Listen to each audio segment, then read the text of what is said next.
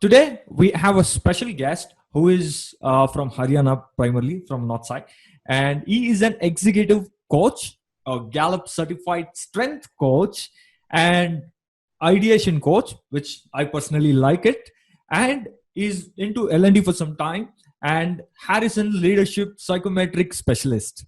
Wow! Look at the entire profile. Guys, stay tuned till the end. You're gonna be getting a lot of insights coming up throughout this podcast. Let me introduce our guest, Gagan Deep Singh. Hi Gagan, how do you really feel? Thank you very much. Very warm good morning to you, Gopinath, as GV we all call you. That was quite a fantastic introduction, GV. I kind of thinking of that, is it me? But thank you so much, GV, for that warm introduction. I feel very good this lovely Sunday morning. I think we all are at home wherever we are, but I do hope that wherever we are, our families, our friends, we are safe, we are healthy in these unprecedented difficult times. But the silver lining is at least we're getting more family time. And with the friends, and we can do much more what we want to do. So looking forward to this conversation, GV. Very true, very true. We have the family time is what a lot of people says they are able to spend a lot of time with the family because of the lockdown. That's very lovely, right? Okay. Gagan, throughout this entire podcast, we wanted to tune it around the strengths, right? That's one thing.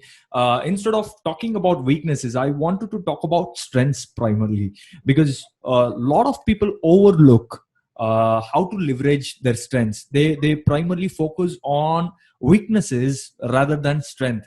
They try to defend their weaknesses or put a lot of efforts to contribute the effect of their weaknesses rather start leveraging the strengths.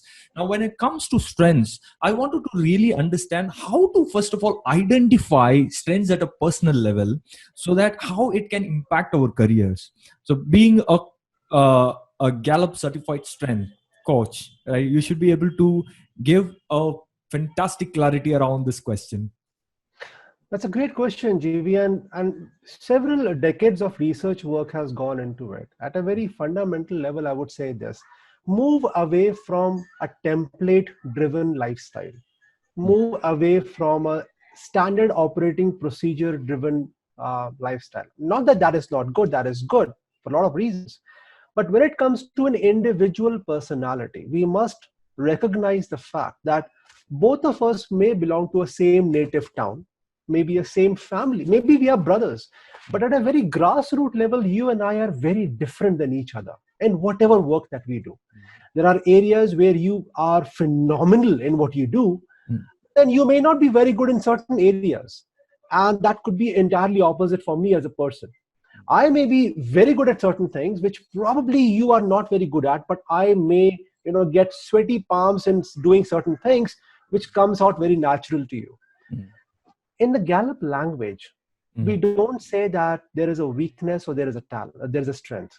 Okay. We do say this. We say that we all have natural talent themes in the Gallup language. We all have natural talent themes, which are predominantly the characteristics that sum total our personality.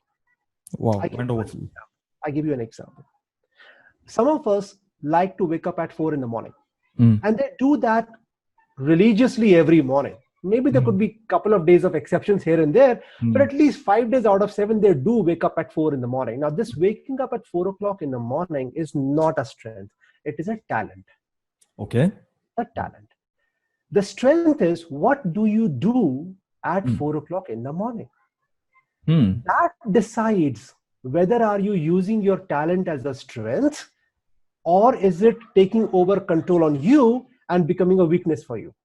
I'm not trying to create a biasism over here, but to give a very generic example.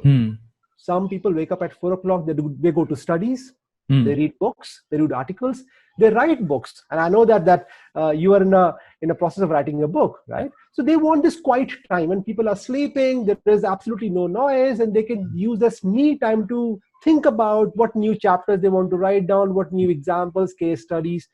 There are people who would love to go for a jog, go for their own meditation, whatever they want. But then there are people who, when get up at 4 o'clock in the morning, unintentionally open up their smartphone, they go to the WhatsApp application, or they go to a Facebook, or they go to an Instagram, and before they realize it is 5:30. Now that morning, 1.5 hours is gone. What did you achieve out of that? Now later you may realize, oh my God, I wasted my time, but that morning is over. Now the next chance is 24 hours after. So that's a clear distinction, that getting up at 4 o'clock was a talent. Did you use it as a strength, or did it turn out as a weakness? There are people who love to stay up late in the night. They study late in the night until 10 o'clock, until 12:30. I mean, there are people who don't really get up in the morning, but they are very much high on energy when they are doing evening studies. To answer your question, we should rather ask people, what is their comfort level?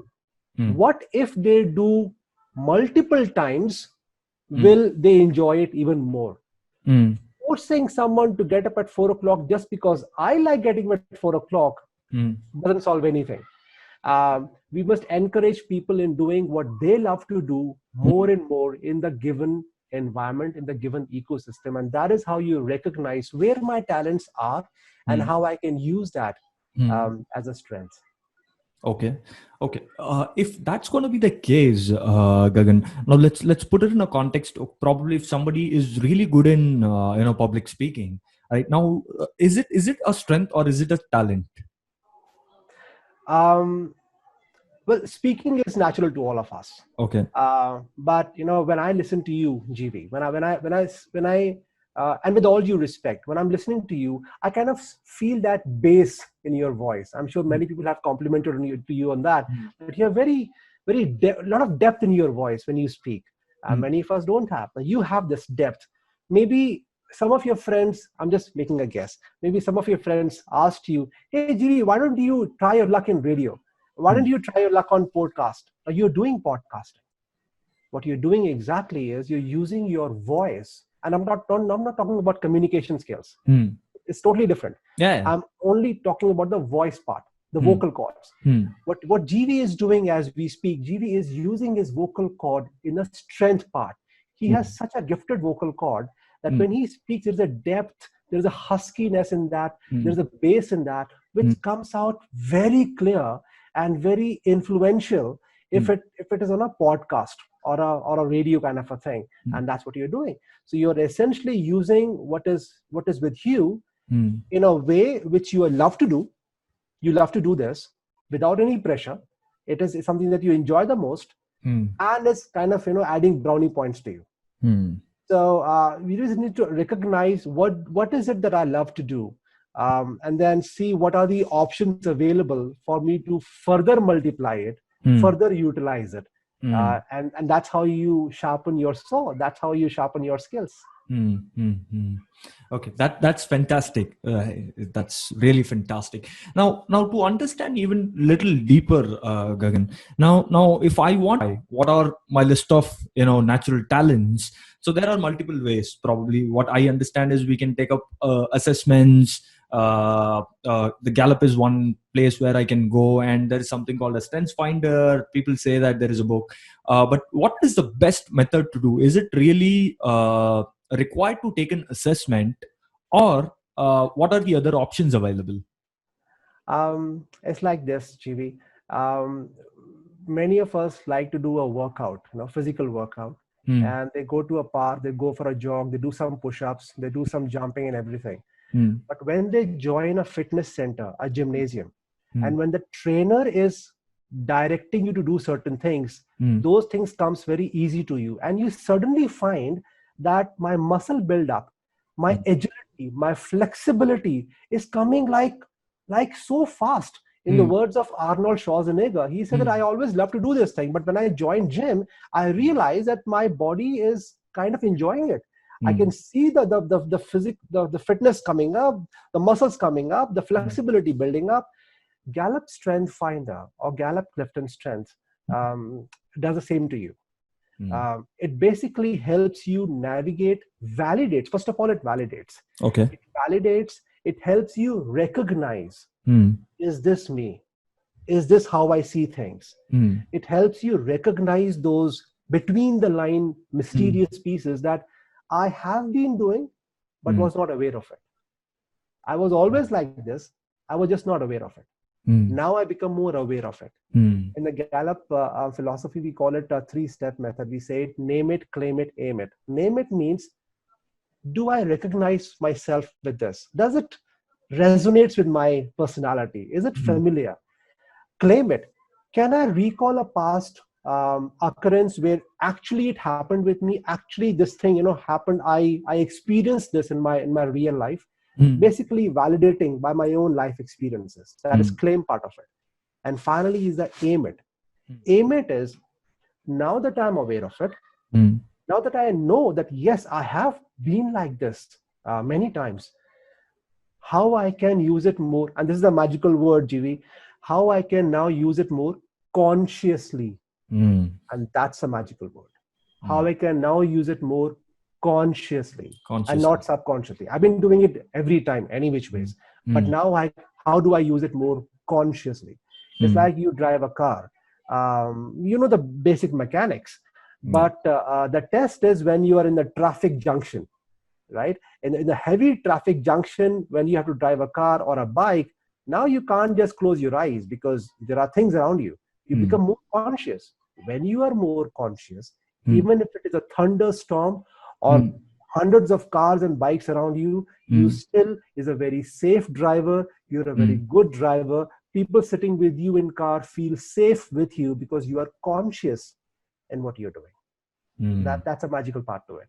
Correct. And then the more we consciously do that, it becomes subconsciously we start. It becomes a habit for me, and that talent is going to yield a lot of fruitful benefit for us. So that's the word. That's the entire theme we are talking about, isn't it? Yeah, that's the whole thing you're talking about. Absolutely. We always call it as you need to really have a good values in you, so that you can be a perfect human, or probably you need to hold your values so that your actions, thoughts, and everything fits in same line. Similarly, now when we I really think that the values and strengths are really different, but I'm not able to really differentiate between both of them. So how do we differentiate this? I'd like to quote Dr. Devdutt Patnaik, the famous author of Business Sutra over here. Hmm.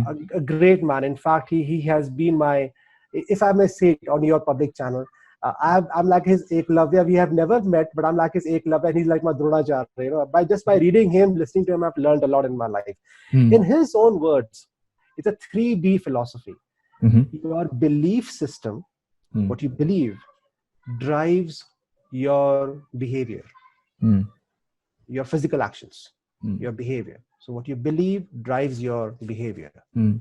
The way you behave will finally articulate the kind of business transactions you get into, which means your actual interactions with the people outside your circle, Mm. not just your immediate behavior, but the people outside. Mm. So going back to my example of waking up in the morning or staying up late in the night, or cooking, for example, right? Cooking, for example. Now, I really admire men who can cook. I can't cook, but I Mm. really admire men who can Mm. cook. Now, if you can cook, why do you do that? And this is where Simon Sinek's famous book comes in. Start with why. Why do you do what Mm. you do? And that's where you believe. That is your value system, GV. Why do you do what you do? That Mm. is a belief part of in Devdutt Patnaik's work. Why do you do what you do? So there are no good values. There are no bad values. It is values. Right. This is your attitude. Attitude is nothing but values. Good Mm. attitude, bad attitude. There's nothing like that. I mean, in my view, there is nothing like that. Attitude is attitude. Value is value. Belief is belief. Mm. That is what defines you at a grassroots level. Mm.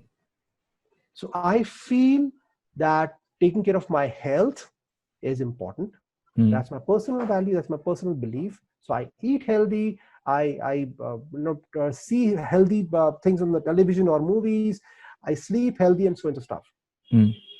But when I say I eat healthy, my behavior is that if I love cooking as well, I cook healthy food. Mm. My belief is that I want to live healthy, and health is good. So Mm. I believe in healthy living. So I cook healthy food, fresh food, less oil, whatever that you want to decide. But then my business transaction is I also serve food to my family. I host my friends. That's my business transactions with the outside world. So your strength, and this is what your question, the values and strength. Value is my personal belief. Strength is the outer shell of it. How do people see it? So another analogy, your yolk inside the egg is your value. But the outer covering to it is your strength. It is a strength that people see. They may not see. It's like the tip of the iceberg. Right. What they see is what is visible to them. What they don't see is your submerged part of the iceberg, and that is your value system. That is what defines who you are. I hope that was a beautiful analogy. The egg yolk. I've not thought about an analogy like that, because this is pretty simple and pretty sticky, right? So the egg yolk is your value system, and your outer shell is your strength, and that is one key takeaway I have. Now to put this into a context of the entire strength topic, into a stuff in corporate environment, and this first line and second line managers, and to address one of the challenges personally even I faced in the past, is that as a manager, how he or she can help employees to identify their strengths, right? Because they can't nominate their employees to go and take up a Gallup survey, but still they have to definitely find their strength and help them, so that by telling them this is your strength, you can leverage this. How can they do that? Wow, that's a very good question, GV. First of all, and this is what I typically do in my leadership programs whenever I conduct them. I often ask the managers or the people managers, why did you choose to become a people manager? Now, don't give me the answer that you are ready for your role. Don't give me the answer that you already had 5-6 years of experience. It was time for the promotion. Those are not good answers. So the question once again is, why did you choose to become a people leader or a people manager? And that answer we must remember till the date of retirement, because until that day, you are going to manage someone or the another. Even a CEO manages vice presidents and the presidents of the company, right? So the people manager element continues for a long part of your career. GV, before I answer that question to you, the piece over here is that this one relationship is not seen in isolation. This one relationship is seen in complement. A business has no existence if there is no customer, not a product, the customer, right? So a business is in existence when there is a customer. A parent is in existence when there is a child. That's a relationship. So like a customer is central to the business, like a child is central to a parent, similarly, a team member is or always must be central to a people manager. That must be the relationship. You must take care of your team member like a parent takes care of the child, like a business takes care of the customer. Your team member is a very high critical stakeholder of yours. Just because you are a senior, you decide their performance bonuses, does not give you any right for whatsoever to dominate, right? So that relationship must exist. Now, I would stay away from the point that a manager should be in a position to tell the team member that this is your strength. I would rather stay away from that kind of a viewpoint.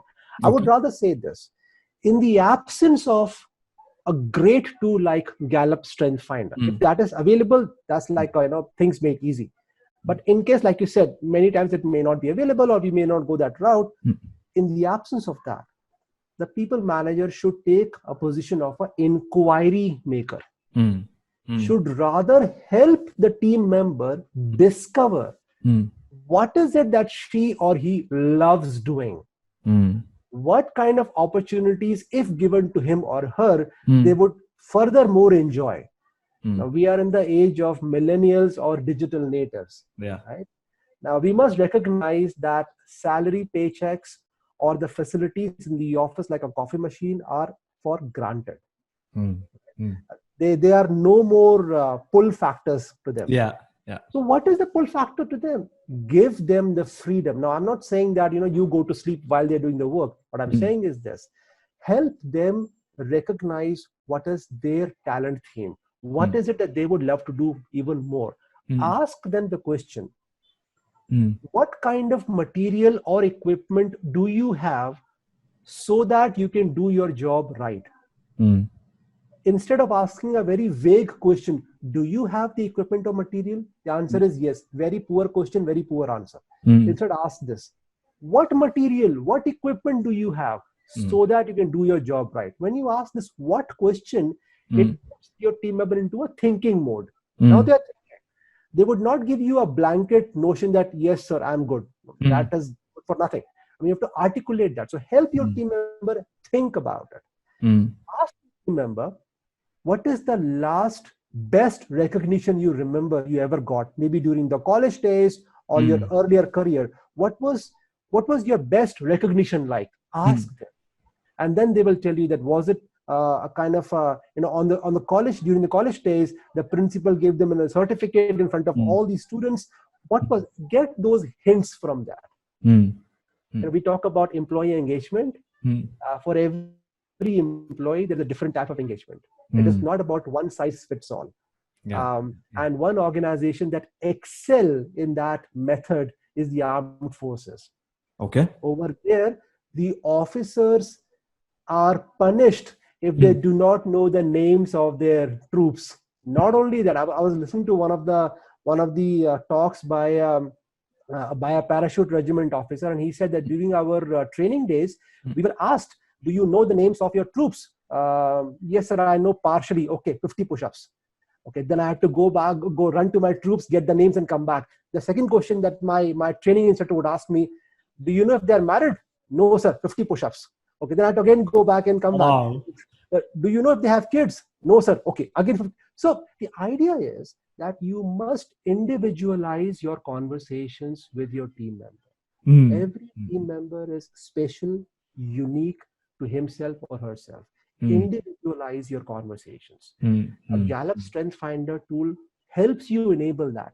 But at the end of the day, it is still you who have to do it. That a tool like Strengthsfinder will give a platform to you, but will not do the job for you. So even if you don't have the tool, individualize it, spend time with them, ask inquiry questions, get the details from them, help them recognize what their talents and strengths are, and then create the environment where you can give them that benefit, and they are with you. And that's why we say it is not more. That's why we say that from a boss to a manager to a coach. And that is journey to a coach. Ultimately, we look at the managers to become a career coach to us. And that's how the coach, behaves, the team member. I mean, when you said what was the last recognition, right? I was actually thinking about what was mine, and when I got when I received that recognition, how did I feel?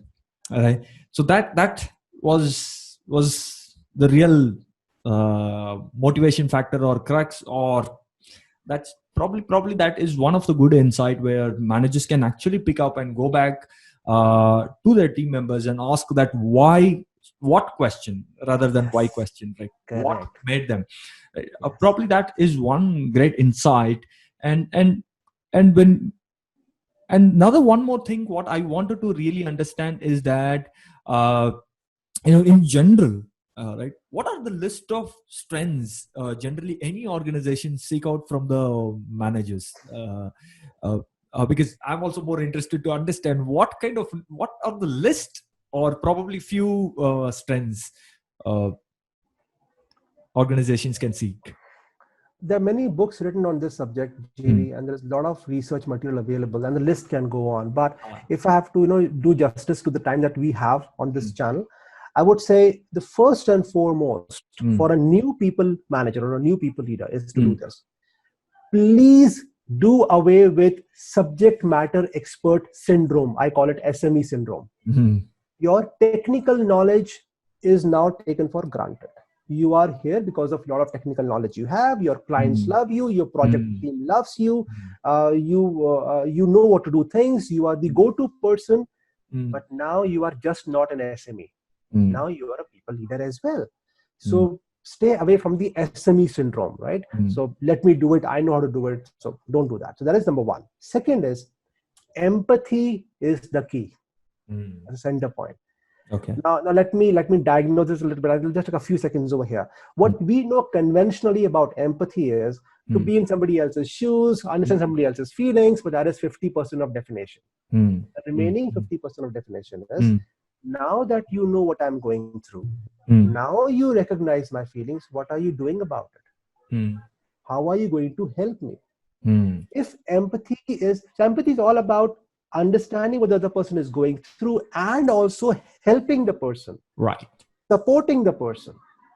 Now, as people managers, I often tell in my leadership programs that, guys, ladies and gentlemen, please remember that you will not have all the answers. And nothing bad about it. It's okay. Nobody has all the answers. But here's the good news. You must know where the answers are. Right. That you must know. Your networking with your peer people managers should be so strong.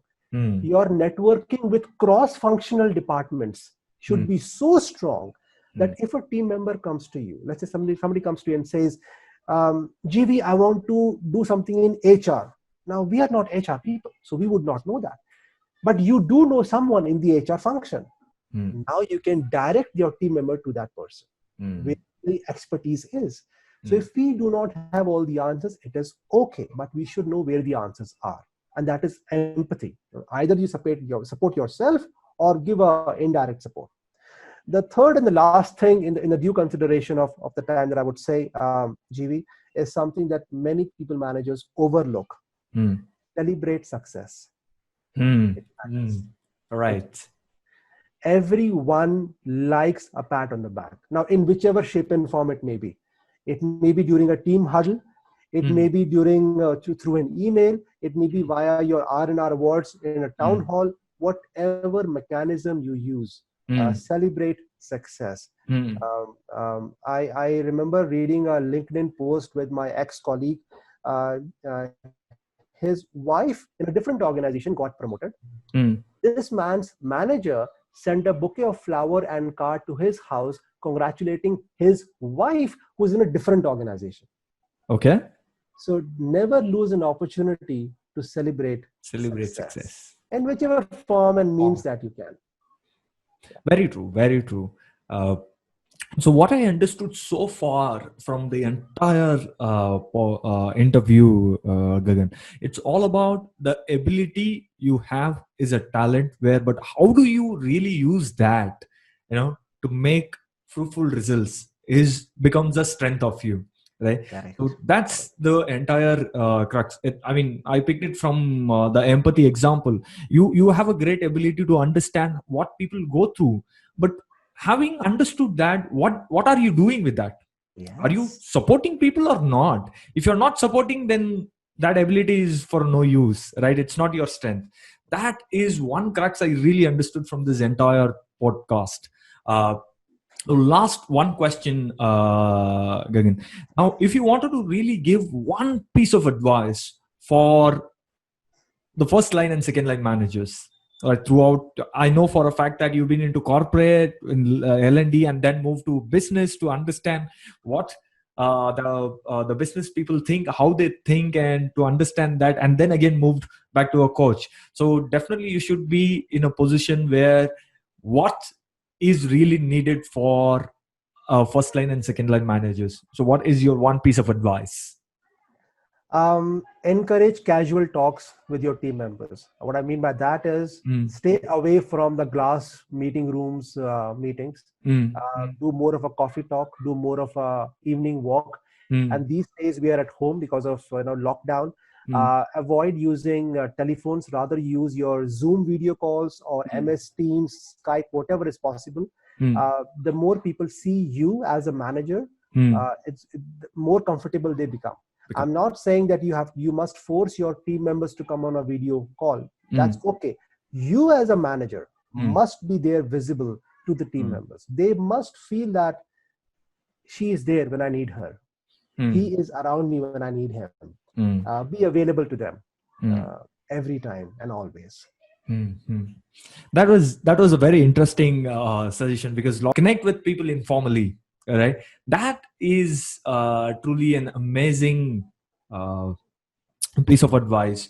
Uh, Now, thank you very much, Gagan, for this your valuable time. I know that you are extremely busy with your training programs and coaching and consulting and all of that, but still you have. I'm truly grateful for you for sparing your time and sharing your wisdom and back to the first line and second line managers. I'm sure that these advices and suggestions and techniques, whatever you have thought, whatever you have shared, will definitely make an impact in their career growth. Thank you very much. I'm so grateful for this. Thank you, GV. But if I may say this, between you and me, the larger credit goes to you. Mhm. And I say this with utmost honesty because people like me will come and go. Mm. But you have the larger responsibility to take this piece to the larger forum. Mm. So what you are doing is an awesome, awesome initiative, Mm. GV. It is my honor and pleasure to have this time spent with you. So thank you so much for inviting me for this. Thank you. Thank you very much, Gagan. Guys, stay tuned, and we'll be coming up with a next podcast on next Sunday. Stay tuned. God bless you. Thank you very much.